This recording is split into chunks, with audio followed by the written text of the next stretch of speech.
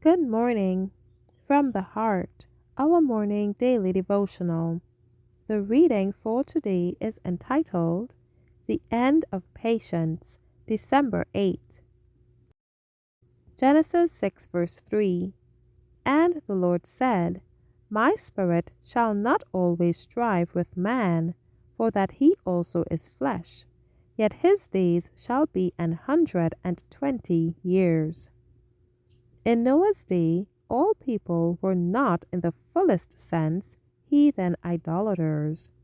The class who professed a knowledge of God were the ones who had the greatest influence and took the lead in making of none effect his words spoken to them by Noah.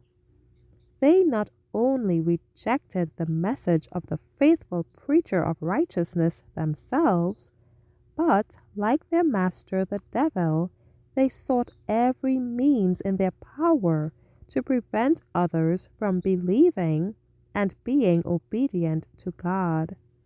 While Noah was sounding the note of warning of the coming destruction of that generation, was their day of opportunity and privilege to become wise unto salvation. But they gave their minds to the control of Satan rather than God, and he deceived them as he did our first parents. The world before the flood reasoned that the centuries of the laws of nature had been fixed. The recurring seasons had come in their order. The rivers and brooks had never yet passed their boundaries, but had borne their waters safely to the proud sea. Fixed decrees had kept the waters from overflowing their banks, but these reasons did not recognize the hand that had stayed the waters, saying, Thus far shalt thou go, and no farther.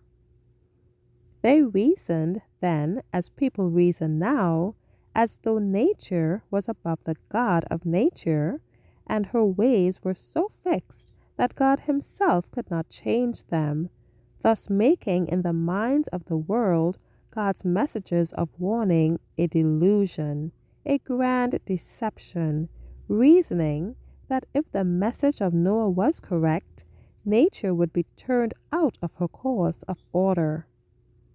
Human nature in Noah's day, uninfluenced by the Spirit of God, is the same in our age. Jesus, in his assertions and representations, recognizes Genesis as the words of inspiration. Many admit the New Testament to be divine, while they show no special regard for the Old Testament scriptures. But these two grand books cannot be divorced. Inspired apostles who wrote the New Testament are continually carrying back the minds of the searchers of scriptures to the Old. Christ carries the minds of all generations, present and future, to the Old Testament. He refers to Noah as a literal person who lived. He refers to the flood as a fact in history. He shows the specification of that generation as characteristic of this age. The Truth and Life has anticipated the questioning and doubts of men and women in regard to the Old Testament by pronouncing it divine. Thank you for listening. Shalom.